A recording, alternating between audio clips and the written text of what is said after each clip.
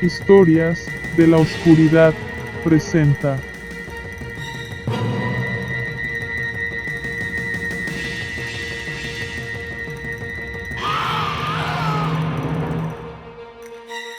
El carnicero de Milwaukee.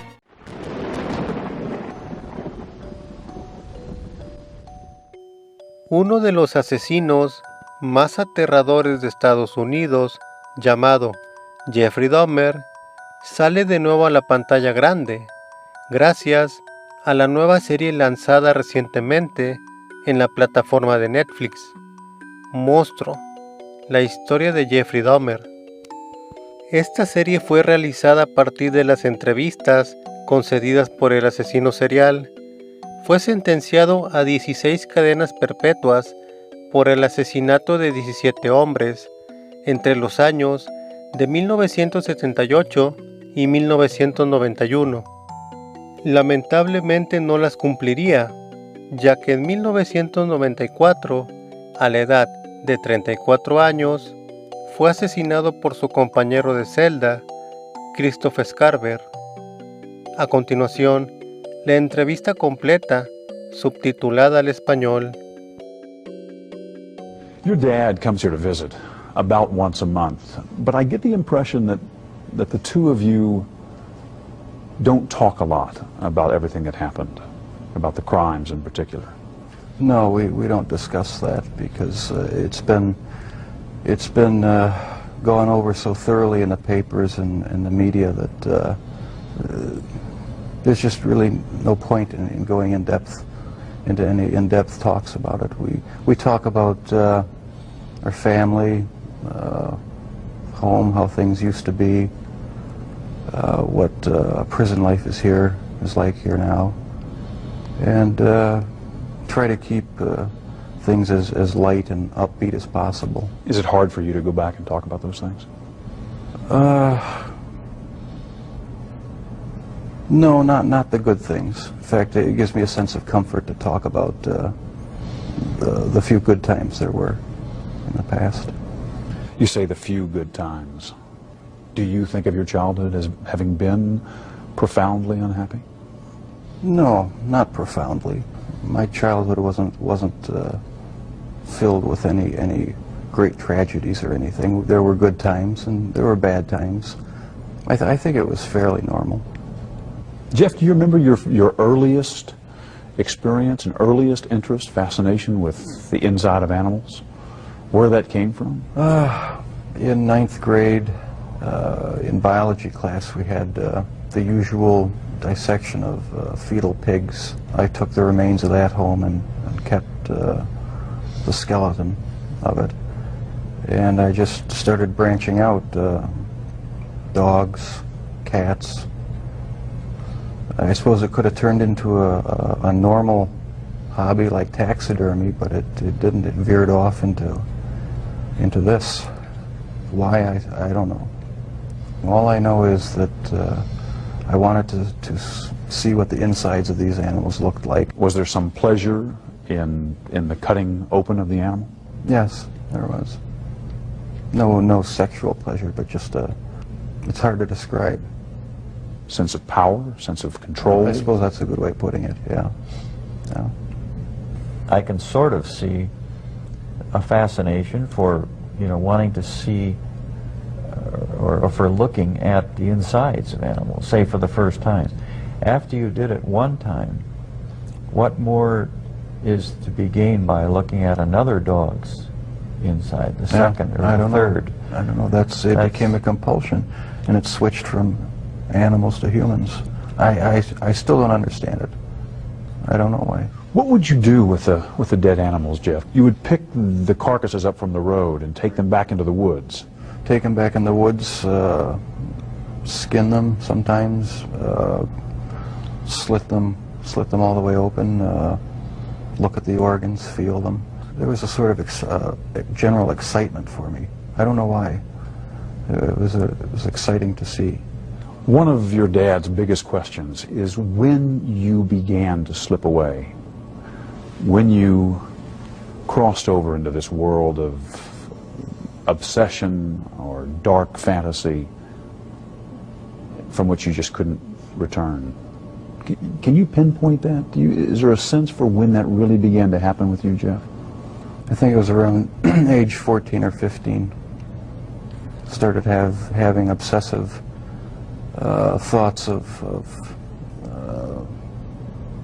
violence intermingled with sex. And it just got worse and worse. I didn't know how to tell anyone about it, so I didn't. I just kept it all inside. Do you have any sense for where that was coming from? No. No, I've talked with a few psychologists about it.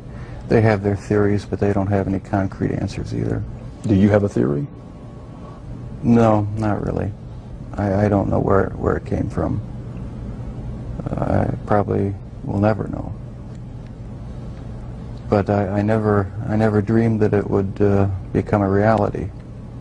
What was it, Jeff, that took you over the edge, do you think, and made you take this from the world of fantasy into reality? From 15 on, I had this reoccurring fantasy of meeting a hitchhiker on the road, and of taking him hostage and doing what I wanted with him. About 3 years later, I was 18 years old, driving home. I saw this hitchhiker about a mile from my house. Thought to myself, should I stop and pick him up, or should I just keep on going? I wish I just kept on going, but I didn't. I turned around, picked him up, and that's when the nightmare became a reality. It just seemed so bizarre to me that this obsession that I had been thinking about and wanting, just all the parts are there, and they make it possible to make it happen. What happened after you took him to the house? The house was empty. My mother was up in Chippewa Falls with her family, and my dad was living in a rented motel about 5 miles away due to the divorce. And I pretty much had the place to myself. I was drinking a lot during that time, and just, I don't know, looking for something to, some way to find some fulfillment, some pleasure. And I acted on my fantasies, and that's where everything went wrong. This was the summer of 1978 when you took your first victim. Right. Once it happened the first time, it just seemed like it had control of my life from there on in. The second occurrence was 1984, roughly. And I met this guy at one of the bars, downtown Milwaukee bars. We went back to the hotel, just planning on getting drunk. I had put some sleeping pills in his drink to render him unconscious, and was just going to spend the night with him. When I woke up in the morning, my forearms were bruised, and his chest was bruised, and blood was coming out of his mouth. He was hanging over the side of the bed, and I have no memory of beating him to death, but I must have. And that's when it all started again. And once it started again, you found it impossible to stop. Right, that's when the obsession went into full swing. Did you ever tell yourself, I have to stop this? I must stop doing this? Yes. When it was going on? After the second time, it seemed like the compulsion to do it was too strong, and I didn't even try to stop it after that. But before the second time, things had been building up gradually, going to bookstores, going to the bars, the gay bars, bath clubs. When that wasn't enough, buying sleeping pills and using it on various guys in the bath clubs. It just escalated slowly but surely. And after the second time, which was not planned, it was out of control. It felt like it was out of control. Where did sex enter in to the killings, Jeff? It was a big part of it. My only objective was to find the best looking guy that I could. Their sexual preference didn't matter to me. Did their race matter to you? No, their race didn't matter to me. The first two young men were white. The third young man was American Indian. The fourth and fifth were Hispanic. So no, race had nothing to do with it. It was just their looks. Was there something sexual in the dismemberment of the bodies for you? As time went on, yes, I did get there was a sexual part to that. I started saving the skeletons and preserving other parts, and one thing led to another. It took more and more deviant type behaviors to satisfy my urges, and so it just spiraled out of control. Why the cannibalism? It made me feel like they were a permanent part of me. Besides the just mere curiosity of what it would be like, it made them feel that they were a part of me, and it gave me a sexual satisfaction to do that. Was it the killing that excited you, or is it what happened after the killing? No, the killing was just a means to an end. That was the least satisfactory part. I didn't enjoy doing that. That's why I tried to create living zombies with muriatic acid in the drill, but it never worked. No, the killing wasn't the objective. I just wanted to have the person under my complete control, not having to consider their wishes, being able to keep them there as long as I wanted. It's not easy to say that, but that's what the motive was. Where did that need for control come from? Do you have any idea? I don't know, maybe I felt I had no control as a child or young adult, and that got mixed in with my sexuality, and I ended up doing what I did was my way of feeling in complete control, at least for that situation, creating my own little world where I had the final say, finding the best looking guy that I could, and having total mastery over him for as long as I wanted. Lust played a big part of it, controlling lust. That was the motive right there. A lot of this came out in the course of the trial. Obviously, both of you sat through this. Have the two of you sat down and talked about these things before? No, not in depth.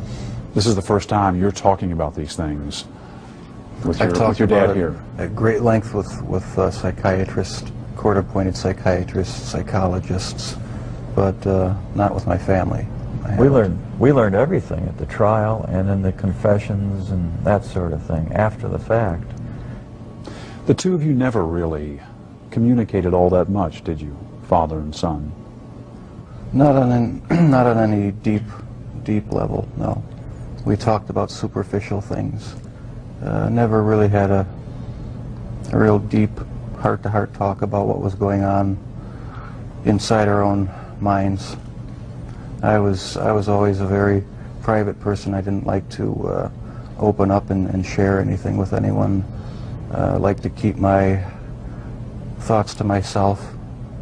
Why do you think that was?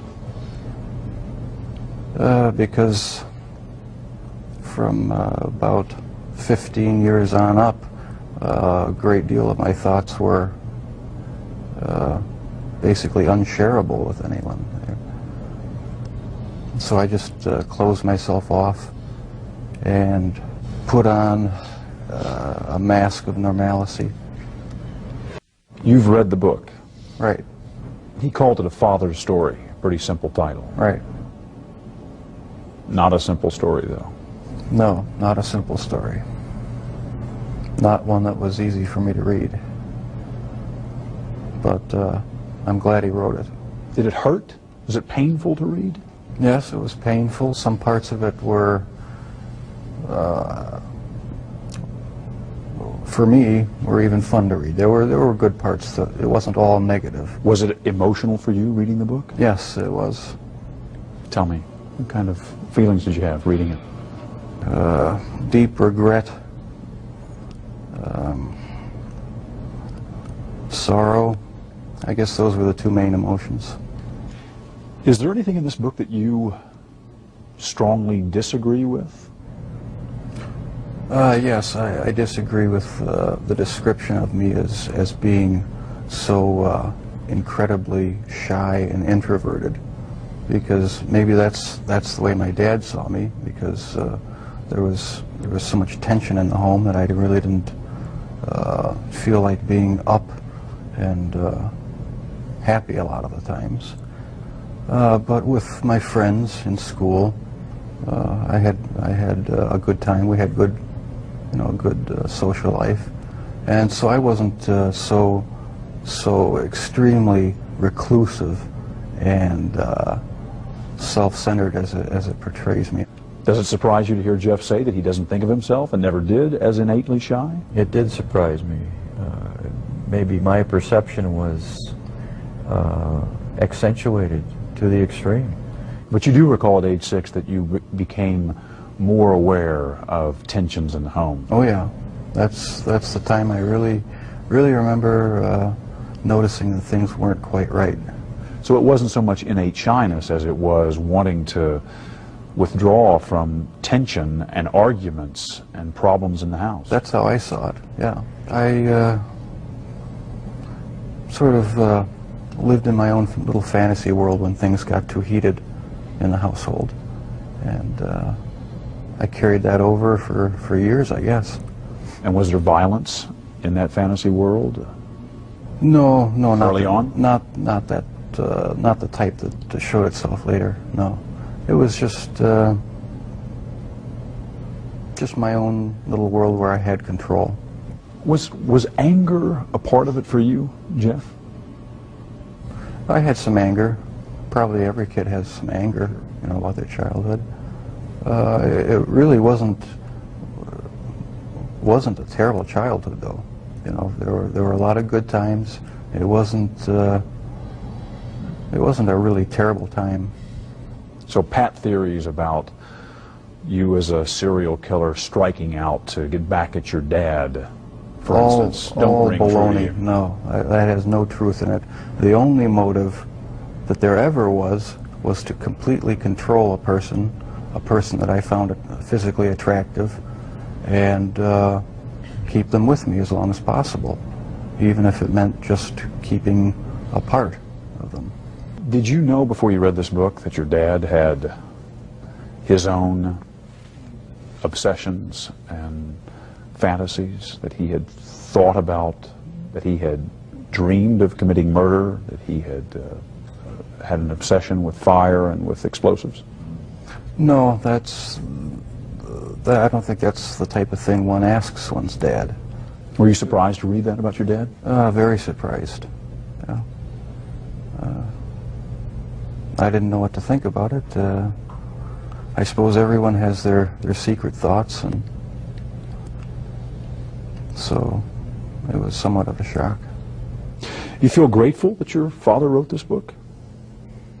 Or do you feel put off by it? I mean, I'm just curious about your overall reaction to it. Do you feel is the book an invasion, do you think? Or is it... No, I feel nothing but pride for him for writing the book, and having the courage to bare his soul when he didn't have to.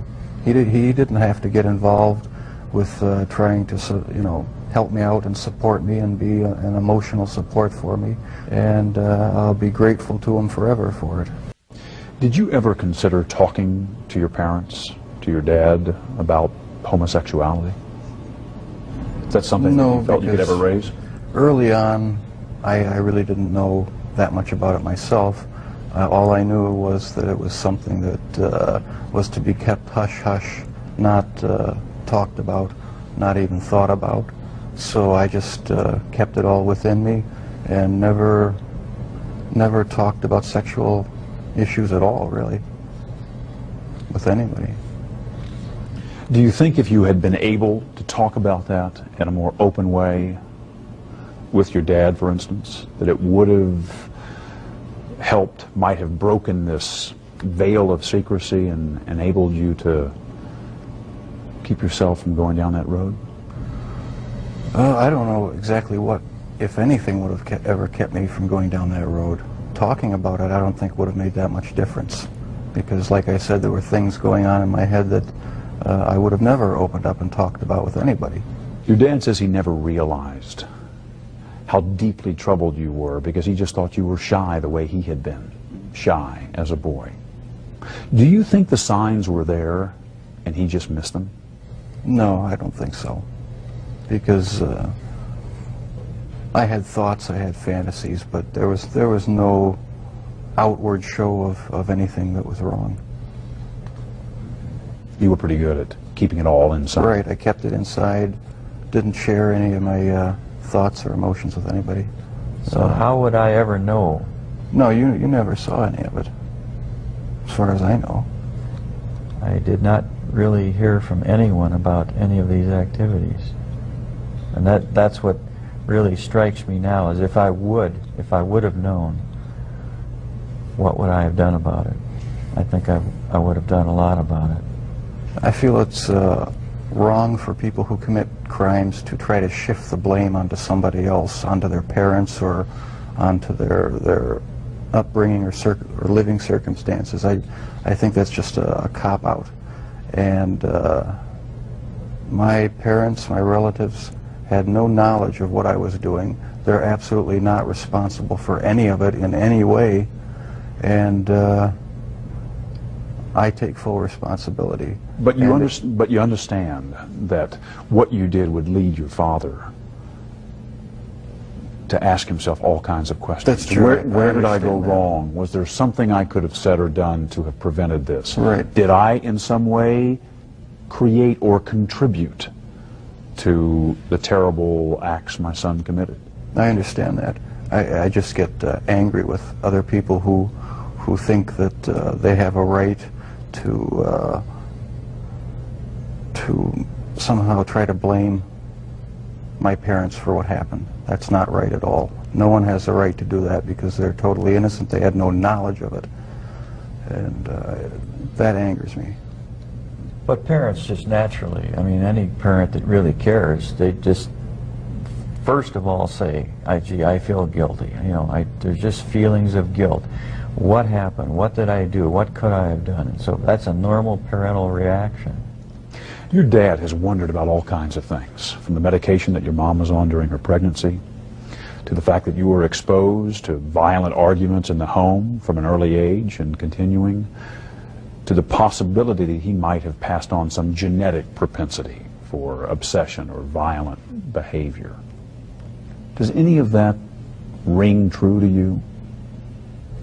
I can see why he'd wonder about those things, but as far as I'm concerned, they're all excuses. Because I didn't feel accountable to anybody. I didn't feel that I had to face what I had done ever.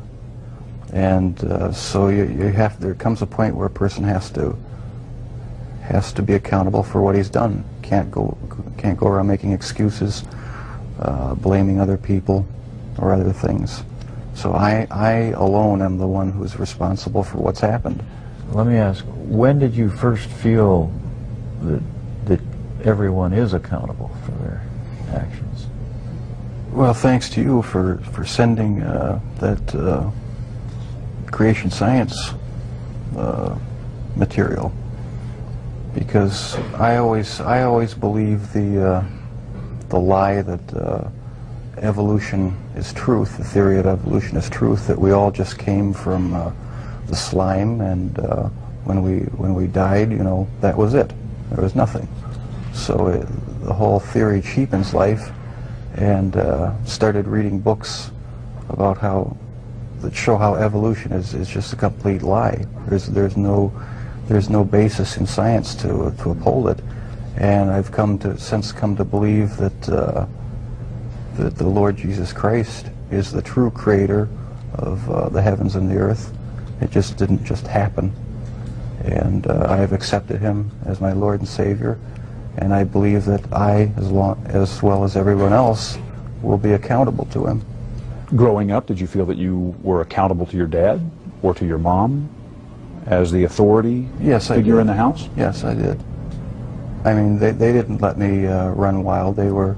They disciplined me, and so I felt accountable to them. But afterwards, after I left the home, that's when I started wanting to sort of create my own little world where I could be the one who had the complete control, where I didn't have to bow to anyone else's demands, and I just took it way too far. Lionel? At that period of time, I had drifted away from a belief in a supreme being. And I never, as a result, passed along the feeling that we are all accountable in the end. He owns us. And that basic concept is very fundamental to all of us. You feel that the absence, at least for a while, of a strong religious faith and belief for some years may have prevented you from instilling some of that in Jeff. That's right. Is that how you feel? Yes, I think I had a big part to do with it. I mean, if a person doesn't think that there is a God to be accountable to, then what's the point of trying to modify your behavior to keep it within acceptable ranges? That's how I thought anyway. And I've since come to believe that the Lord Jesus Christ is truly God, the Father, the Son, and the Holy Spirit. They're the only true God. What do you remember about your parents arguing when you were growing up, and what effect that had on you? It was unnerving, depressing, made me angry sometimes. I'd leave the house, go out in the woods and sulk, brooding, wondering why they had to have such a rough relationship. Most of the time they didn't seem to get along too well together. I never knew what the real underlying problems were. I didn't feel it was my place to ask. Did you blame one or the other?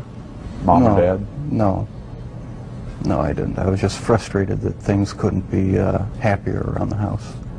You just wanted things to be more peaceful. Right. I never saw any real violent arguments as far as physical hitting or anything like that, but there was a lot of yelling, a lot of tension in the house sometimes. One of the chilling stories that your dad tells is about the box he had found. Can you give me your perspective on that? I had a box in my bedroom closet, and it contained the mummified head and genitals of a young man I met in one of the bars down in Milwaukee. And it was a locked metal box. My dad one week came to visit and happened to see it, and we got into a bit of an argument because I wouldn't open it up. He took the locked box down to the basement and was about to smash it open. What were you thinking as he was making his way downstairs to open the box? Well, I was outside, and I was thinking I've got to stop this from happening. I didn't know what I'd do or say. I didn't know what would happen. I thought, it's all going to come crashing down now. And but the box was never opened, not in my dad's presence. And so the lies continued. The whole scenario just continued for years after that. Were there times when your dad may have been closer to discovering what was going on than even he knew? times where you got worried that maybe he would find something out? The box incident was about as close as it came, yeah. That was just one incident. There were others, but that was a particularly nerve-wracking one. Are there others you can share? Other close calls? When acidified, dissolved human remains were found, they didn't look like human remains anymore, but they were in the trash bin outside in the garage. That was one incident. And a few others I'd rather not go into right now. Were you relieved to be arrested? Part of me was, and part of me wasn't. Explain. I don't know. It's like I don't believe I have a split personality, but you know the feeling where you're sort of glad about something, but on the other hand you're not. That's how it was. It was a relief not to have to keep such a gigantic secret that I had kept for so many years. And once I saw that I had no choice but to face it, I decided to face it head on and make a full confession. So I am glad that the secrets are gone. Your father told me that one of the reasons he wrote this book was in order to put down on paper what he has been unable to say to you in words, kind of reaching out to you.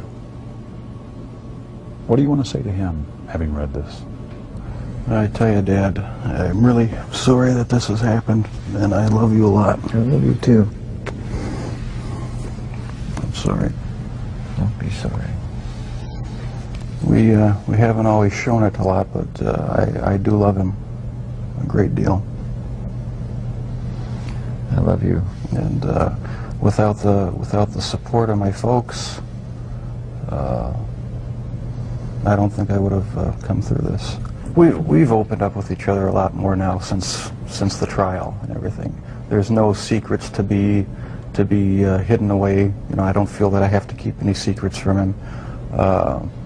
We've come to face what's real now instead of just glossing things over and talking about superficial things. So there's a lot more communication between us. This book may serve as a further bridge between Jeff and myself. And just for that purpose, I regard it as valuable for me. Do you feel closer to your dad, having read this? I feel closer in that I understand more how he was thinking, what his thoughts were, what some of his motivations were. I'm glad he wrote it. Anything not in the book you want to say to him?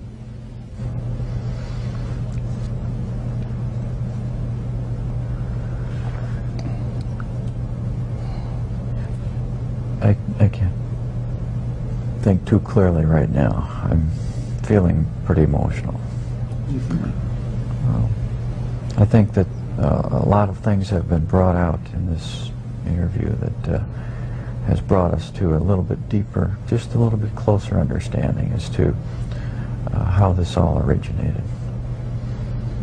And well, whenever I get emotional, my analytical side gets clouded, and I can't express myself quite as well as I would like. Can you talk about the feelings you have? You feeling close to Jeff? I feel very close to Jeff, and it's going to continue until our death. And I feel good about it. Do you think you'll ever have the answers you've been looking for about why, what happened, and what role, if any, you played? Maybe not. My primary question is the origins of it. And if something can be learned about that, it may help other people avert problems. Is it still there, Jeff? Does it ever go away? In part, no, it never completely goes away. I'll probably have to live with it for the rest of my life. I wish it would go away. I wish there was some way to completely get rid of the compulsive thoughts, the feelings. It's not nearly so bad now that there's no avenues to actually act on it. But no, it never seems to go completely away. So the thoughts still come to you? Sometimes, yeah. Are you different, Jeff, in terms of how you think back on all of this? I would hope I'm different. I'm glad that I'm in a position now where I don't feel the compulsion to do these things. I'm glad that it's over. Any words I say to the victims' families are just going to seem trite and empty. I don't know how to express the regret, the sorrow,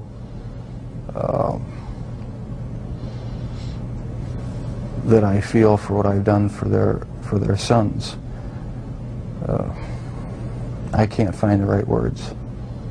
All right, see you later, Dad. After the interview at the prison, Dahmer casually showed us something a little unsettling. Just a point of interest, that's the type of box. This is the type of box? He wanted us to know that box looked strikingly like the one his father had found, the one Jeffrey had used to hide body parts. Thank you, Jeff. All right. To this day, the interview with Jeffrey Dahmer remains one of the eeriest experiences of my 30 years in television news. From the weak handshake with which he greeted me, to his bizarre observation about that metal box as he returned to his cell, Dahmer was a haunting figure. He often said he had wanted the death penalty. 9 months after our interview, his death wish came true. I'm Stone Phillips. Si te ha gustado este video, deja tu pulgar arriba. Comparte el video con un amigo. Muchas gracias. Que pases excelente noche.